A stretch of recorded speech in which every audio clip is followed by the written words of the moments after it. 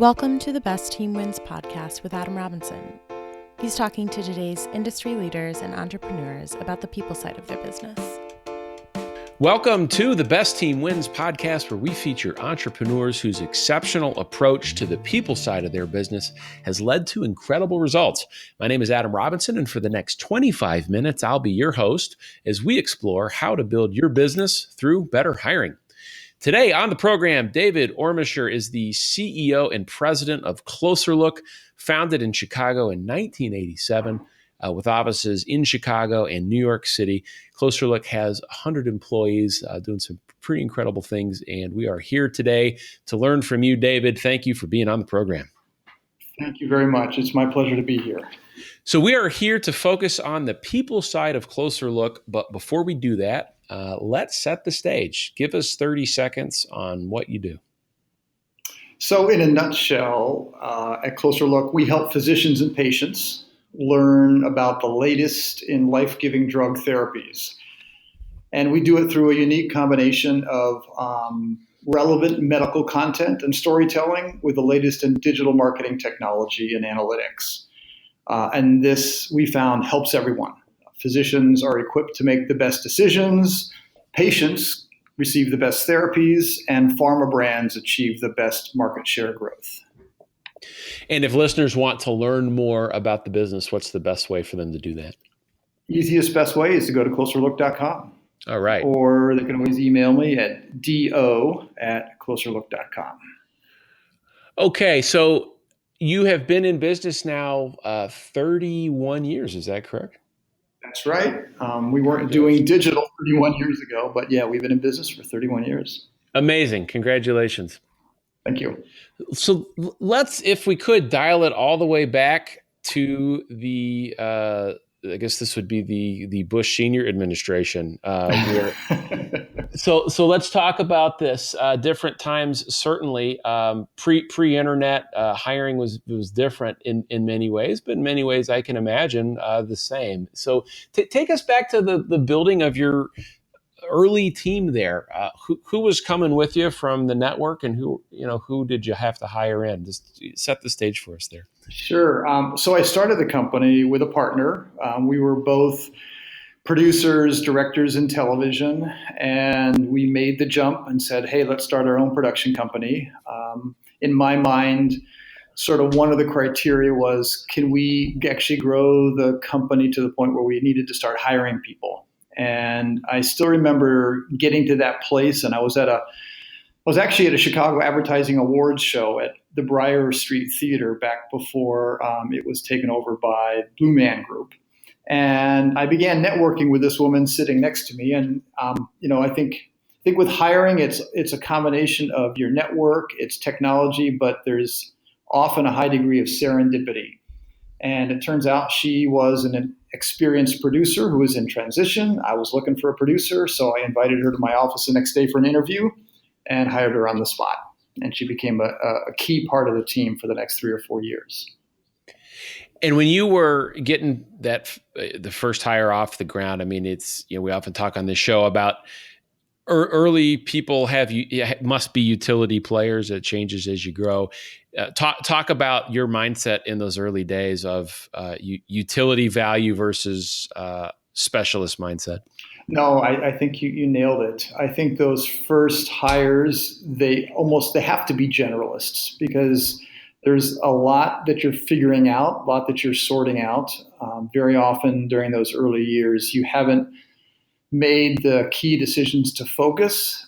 You're trying a lot of things. As an entrepreneur, you're very opportunistic. So as you're building your team, you need people that have that level of flexibility and willingness to go along for the ride, bring their own set of skills and their own experiences, but being willing to jump in wherever the need is. So now that's evolved over the last 31 years, of course. What has been the biggest change in your approach as the company has grown and progressed over the years? Well, I will say I would say it's probably 8-9 years ago now. We made a hard turn. We made some very interesting strategic choices to focus We had been more of a generalist agency, certainly in the digital space, but I made a decision to go all in on the pharmaceutical industry and exclusively digital. We wound up resigning a number of our favorite clients that had been with us for many years that were not in healthcare, were not in pharma, but it freed us up to focus kind of a laser focus approach on this particular sector. And with that came a litany of other choices, because now we knew exactly who we needed to hire. We knew the capabilities we needed to hire for. And at that point, we actually began hiring for various specialist roles in content, in creative, in technology, in account management, project management. Just fascinating. We could talk for an hour, I'm sure, just on your decision to burn the ships and go full on into a particular vertical. And, we've certainly lived that experience here at Hierology. How did that change your talent strategy? You mentioned specialists, certainly. Did you find that shift made it easier or less easy to find the team you needed? Well, it's a sword that cuts both ways. It made it easier to determine who we needed to hire, what roles we needed to fill, but then finding those people that fit those new roles was actually much more difficult. We always would try to, in the early days, kind of think, okay, so we would love someone who's got deep capabilities in an experience set like creative art direction, animation, technology. And we also would like them to have some experience in the pharmaceutical industry, because it's a highly regulated industry with a lot of unique aspects to it. It's hard to get both. Sometimes we would try to hedge and stress one versus the other, and we always felt like that was a bit of a mistake. So it was clear who we needed to hire. We just needed to work a lot harder to go out and find the people who fit those new roles. Where did you learn how to hire? Our process here, to be honest with you, it evolved because I was pretty good at messing up. I learned to hire by messing up. And it took me a couple of years, but I finally realized that it was too easy for me to fall in love with someone and then fall victim to confirmation bias. I like this person, so then I looked for all the reasons to confirm why they'd be a good fit and dismissed evidence that they might not. And that always got me in trouble. So it was really that sobering realization that led to the closerlook process that we built to allow for my own blind spot. And one of the very first things we did was, it didn't matter how much I liked someone. There was a larger group, usually a cross-functional group hiring interview. And if they didn't agree with me, then they could shoot the candidate down. And it didn't matter how much I liked that person. If they didn't pass the larger group test, then they didn't get hired. So one of the best practices I'm hearing you've developed is the CEO gets vetoed by the team. Yep. Is that unequivocal? Do you have an override? Rarely. I've probably pulled my trump card once or twice, but it's always been then that candidate, whether they know it or not, they're on probation for the next 90 days because everybody knows that I pulled the trump card. And in reality, I found that it never works. It's not a good idea, because the benefit of getting everybody's involvement is then you actually have a whole team that's invested in the success of that employee. When you've just got a hiring manager that makes a decision, or me that makes a decision, I'm the only person who's really on the bubble, and everyone else is like, well, I don't know, I'm telling you. But if you've got 10 people around the table who all said, yep, we believe in this person, then they're all vested in making sure that candidate succeeds. That's great. So describe for listeners then your current hiring process. How do you push candidates through the funnel at Closer? It's not unusual for it to follow a 3-stage process, and this can be done in a day. It could last over a week. But typically, if someone passes the normal early filter of their resume and experience, they'll get hired by the person they're going to report to, the hiring manager. If the hiring manager says, okay, this is exactly what I'm looking for, then typically they'll get interviewed by essentially the competency. So there might be 3 or 4 people from the competency that is going to interview them. And that's really a deep dive into their skill set. The thinking there is these people are going to be in the trenches with this person. And they're going to okay, is this person going to have my back when times get tough? And so if they're a developer, they're at the whiteboard and they're solving a problem. They're writing code literally in real time. If they pass the competency test, then it really is a culture fit. And typically then that is a larger group of 8 to 10, could be completely cross-functional, people that are not in their competency. But that's really more of we've got a strong culture here, and people know whether someone's going to be a fit or not. And that's the final test. Is there a set of defined core values that you or the team uses to guide these decisions, as far as culture fit or right fit goes? There's definitely a set of core values for Closer Look, and in many ways, what we're looking for in the interview is this person a good fit for those with those core values?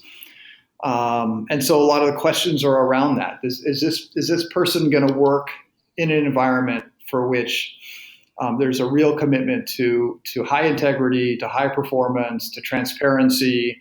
Is this person curious?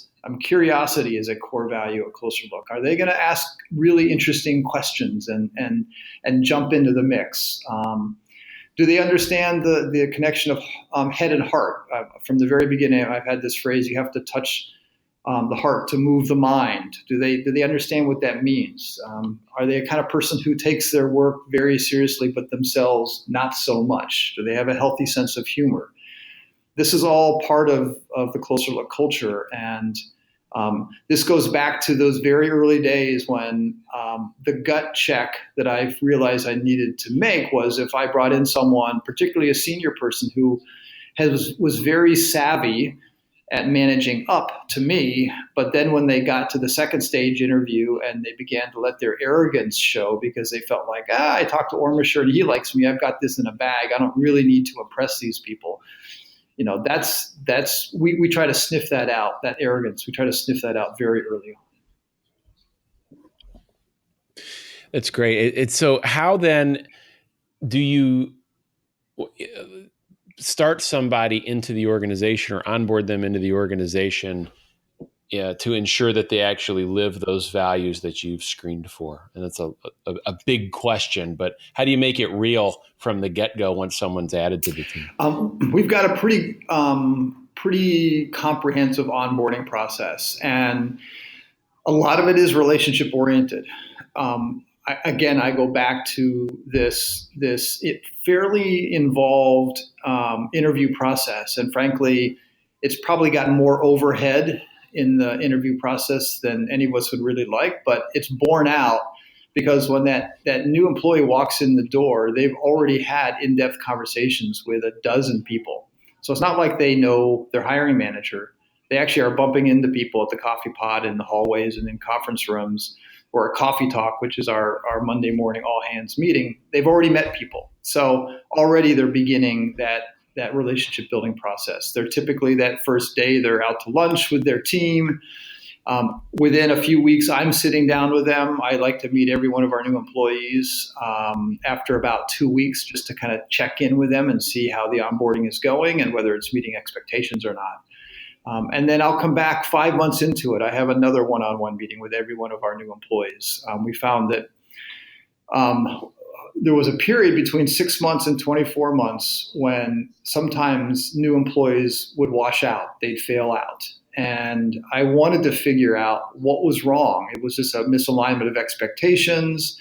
Was someone not listening or communicating? And so I said, I want to meet with every one of our employees at the 5-month point before they get into that window to really understand what's working, what's not working. And are there barriers that they're perceiving to their success here? And that enabled us to really quickly determine, is this person going to be a long-term fit or not? And if not, then is there an elegant way to make the transition? All right. So let's look then at the leadership team. We talked about core values. We talked about onboarding. And of course, as you scale the business now, it's like you've hired a pretty fair number of new people in the last year.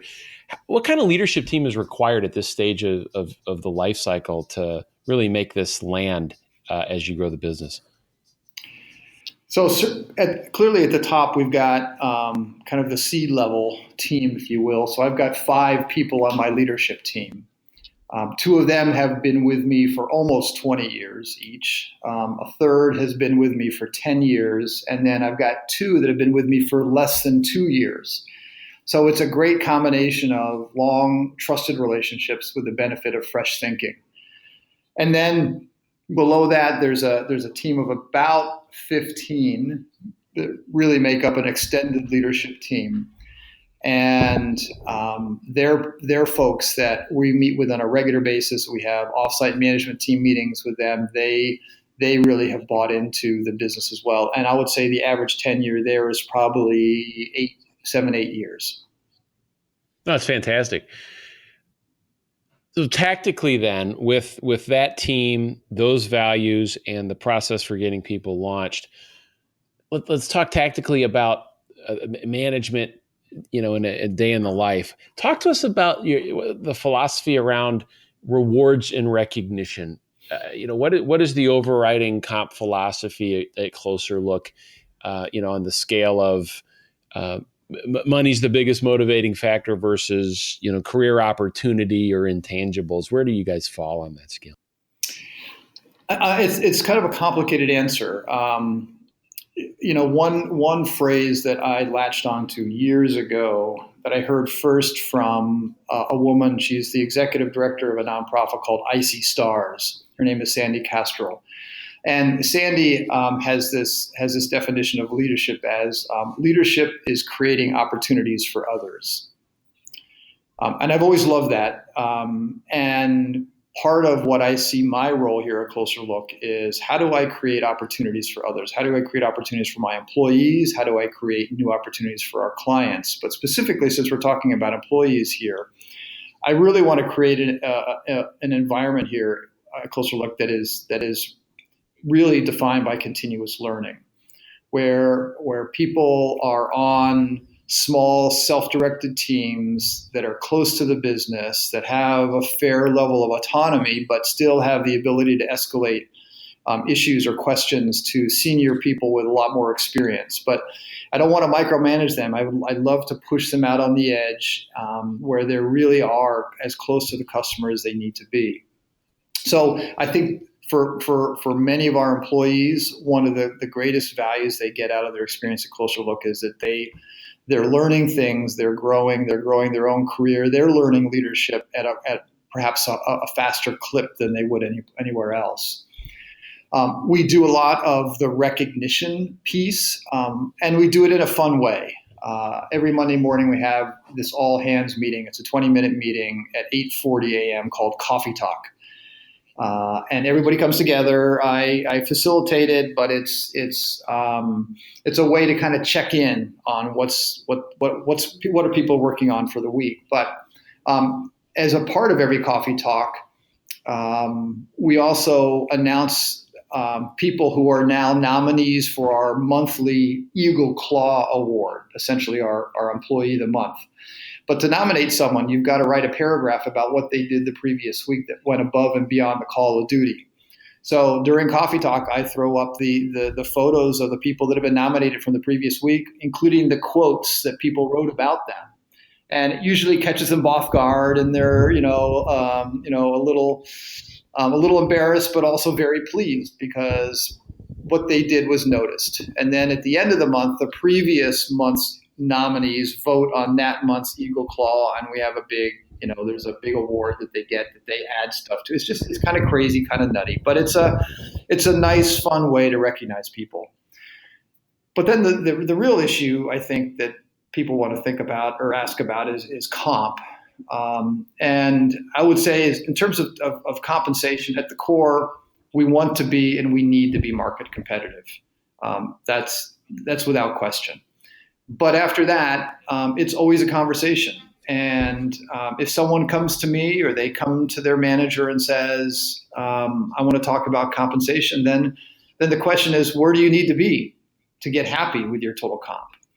And once there's sort of agreement around what that is, then our response is, okay, well, let's see if we can frame a path of increasing capability, increasing responsibility, increasing value creation that gets you there so that it makes sense for both of us. I can't just write you a check the day you ask, but it's not unusual at all for someone to set a goal and then together we say, okay, let's look over the next 6 to 12 months. How do we get you there, and what's going to be good for the business and good for you? And if you hit these goals of increased responsibility and value creation, then it makes sense for us to write that check. So what I've found certainly in talking with some of the leading culture creators on this podcast, it's a lot of what you've described in terms of engagement, right? The coffee talks and the opportunities to do more than just your job. It's opportunities to engage with your peers and to learn and to grow. And of course, the comp philosophy and the actual paycheck discussion that we just had certainly lends itself to that. But I'm curious, over the last 30 years, have you seen a shift in any way about the prevalence of teams wanting more of that engagement, peer engagement? Is it always been that way in your opinion, or is that a more recent development in the history of your I think it's always been true. I think there's a lot made of sort of basic requirements of millennials and how they want more purpose and more engagement. We didn't have millennials working at closerlook 31 years ago. We had a lot of boomers and some Gen Xers. I would say, though, at its core, we're all people, and we all get motivated by engagement, by relationships. We all need trust. We all need relationships that are based in trust. I think in a business you can mess up in a lot of areas, but if there isn't a bedrock of trust, then it doesn't matter how much you pay someone or compliment them. Your working relationship will be purely opportunistic and short term. So I think some of these core values, things like transparency. I mean, one of the reasons I've always run the company with an open book philosophy is because it sends a message to everyone that I trust them with knowing our finances. They become part of the family. You're part of the family. There's certain things that we keep in the family. This is one of them. It comes as a shock to some of our new employees, but it says we're really committed to transparency, and that becomes a cornerstone of trust. And that really, I think, is the bedrock of good, healthy relationships. Is there one biggest lesson learned or philosophy that you carry with you now as you continue to grow the team? I think it's over communication. It's always communicating. It's never making assumptions. I think one of the biggest lessons I've learned is that communication is ultimately defined by what the other person heard, not by what I said. And knowing that everybody is hearing the words that I'm speaking through a variety of filters, I can't assume that everybody is necessarily interpreting it the same way I said it. So saying it more than once, saying it different ways, but more importantly, creating an environment of trust that allows people to raise their hand and go, I'm not sure I got that, or I'm not sure I agree with that. And creating that platform for that level of openness and candor and wrestling with the issues, to me, that's what ultimately makes for a healthy company, a healthy culture, and frankly, employees that are personally invested in the overall success of the firm. As you develop this personal philosophy towards leadership, was there a particular book or individual that you can point at and say, that was a really influential bit of learning that is really still something you put into practice today? Well, there's a guy named Dan Sullivan who runs a company called Strategic Coach.